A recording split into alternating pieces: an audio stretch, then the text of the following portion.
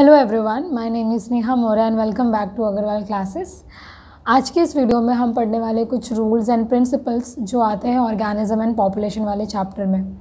तो organism and population chapter में जैसा कि आप देख सकते हैं 2 रूल्स हैं और कुछ प्रिंसिपल्स हैं, यानी एक ही प्रिंसिपल है। तो Allen rules, Bergmann's rule and Gause's principle of competitive exclusion, इनके बारे में हम जानेंगे। तो छोटी सी प्यारी सी वीडियो होने वाली है और इसमें हम इन सारी चीज़ों को समझेंगे कि ये रूल्स क्या हैं, और इजी है, समझ में आ जाएगा क्योंकि इन रूल्स से क्वेश्चंस आते हैं, उनको समझना बहुत ज़्यादा इम्पॉर्टेंट है।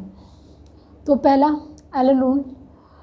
एलन रूल क्या कहता है कि जो एनिमल कोल्डर एनवायरनमेंट में रहते हैं वहाँ पर उन एनिमल के जो अपेंडेजेस होते हैं या जो लिम्स होते हैं या फिर जो नाक कान ये सारी चीज़ें होती हैं वो कंपैरेटिवली छोटी होती है अगर हम वार्मर एनिमल से कंपेयर करें तो। वार्मर कंडीशन के एनिमल से कंपेयर करें तो जैसे कि हिमालय एंड ऑल, वहाँ पर जो एनिमल्स मिलेंगे उनका नाक या उनके अपेंडेजेस कंपैरेटिवली छोटे होंगे जो यहाँ पर हमें महाराष्ट्र में या राजस्थान में मिलेंगे।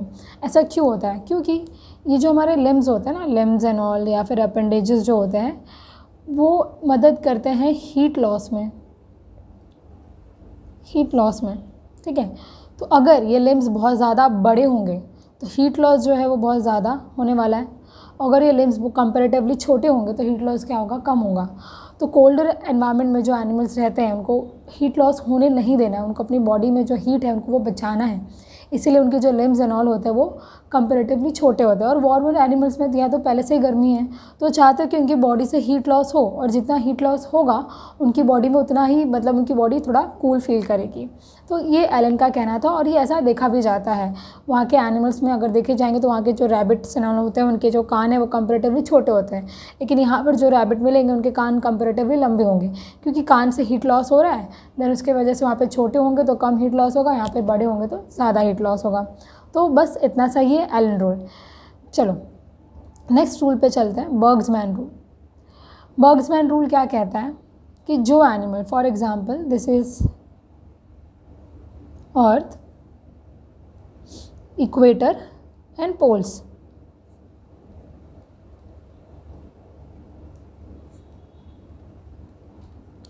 पोल्स पे जनरली जो टेम्परेचर है वो कम होता है, तो यहाँ पर जनरली जो टेम्परेचर होगा वो कम होता है पोल्स पे as compare to equator, temperature कम होता है,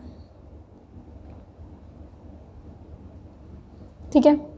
एंड इक्वेटर की अगर हम बात करें तो इक्वेटर पे जो टेम्परेचर है यहाँ पर वो ज़्यादा होगा।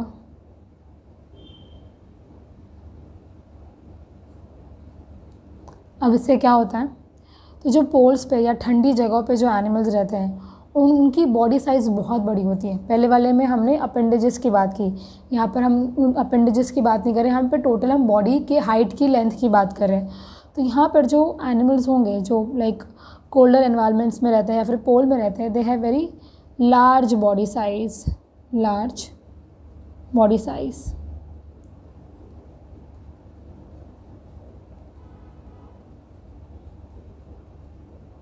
और जो इक्वेटर पे रहते हैं या फिर वार्मर एरिया में रहते हैं वहाँ के जो एनिमल की बॉडी साइज़ होती है वो कंपैरेटिवली स्मॉलर होती है। तो स्मॉल बॉडी साइज़ या स्मॉलर बॉडी साइज़। अब ऐसा क्यों होता है? ऐसा इसलिए होता है कि देखो, अगर किसी एनिमल का बॉडी साइज़ बहुत बड़ा है, अगर लार्ज बॉडी साइज़ है, तो जितना बॉडी साइज़ है, लार्ज बॉडी साइज़ है तो उस एनिमल का जो सरफेस एरिया है वो उतना ही कम होगा, तो लेस सरफेस एरिया, और जितना कम सरफेस एरिया होगा उतना कम हीट लॉस होगा, देन लेस हीट लॉस।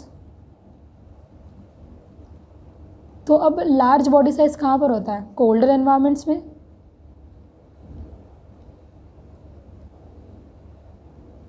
वहाँ के लोग बहुत लंबे हट्टे कट्टे होते हैं, तो ये रीज़न है कि वहाँ के लोग लंबे इसलिए हैं क्योंकि और लंबे होने की वजह से उनकी बॉडी का जो सरफेस एरिया है वो कम हो जाता है। एंड अगर सरफेस एरिया कम होगा तो जो हीट लॉस है वो भी कम होगा, तो कंपैरेटिवली उनकी बॉडी की हीट उनके अंदर ही रहेगी जिससे उनको कम ठंडी लगेगी। And same goes for warmer environment. वहाँ पे जो एनिमल्स रहते थे have small body size small body size है तो उसका उल्टा कर दो, सरफेस एरिया क्या होगा, very big, large surface area, okay, या मोर surface area.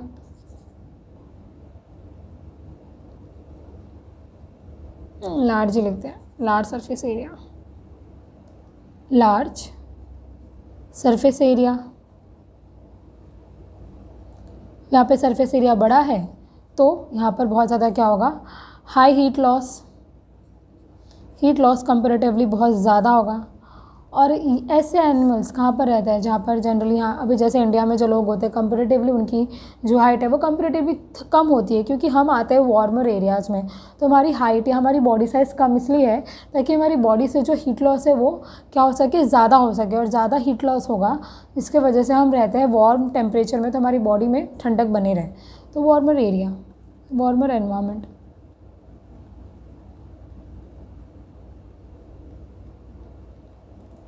Simple. Allen rule क्या कहता है, तो मैं क्या कह रही थी, देखो फिर अब मैंने बर्ग्समैन रूल बता दिया, तो एलन रूल और बर्ग्समैन रूल में क्या डिफरेंस है वो बताती हूँ। एलन ने कहा है कि जो एनिमल्स मिलेंगे कोल्डर एनवायरनमेंट में, वहाँ के जो उनके अपेंडेजेस है, नाक कान, ये छोटे होंगे क्योंकि उनसे हीट लॉस होता है, और वार्मर वाले में बड़े होंगे। लेकिन उसके अपोजिट बर्ग्समैन ने क्या कहा है कि जो मिलेंगे कोल्डर एनवायरनमेंट में, उनकी अब बॉडी साइज़ की बात हो रही है, उनकी बॉडी साइज़ बड़ी होगी क्योंकि उससे उनका सरफेस एरिया कम हो जाएगा। जो वार्मर में मिलेंगे उनकी बॉडी साइज़ छोटी होगी जिससे उनका सरफेस एरिया बढ़ जाएगा और हीट लॉस भी बढ़ जाएगा। तो ये जो दो रूल है ये इंपॉर्टेंट है और ये दो आपको मैंने समझा दिए हैं। अब जो नेक्स्ट रूल है वो है आपका Gauss's principle of competitive exclusion. अब ये क्या कहता है, अब ये कंपटीशन से रिलेटेड है, जो पॉपुलेशन इंटरेक्शन है आता है ना, उसमें ये कंपटीशन के अंदर ये प्रिंसिपल आता ही है, एंड जनरली इस प्रिंसिपल से क्वेश्चन आते हैं।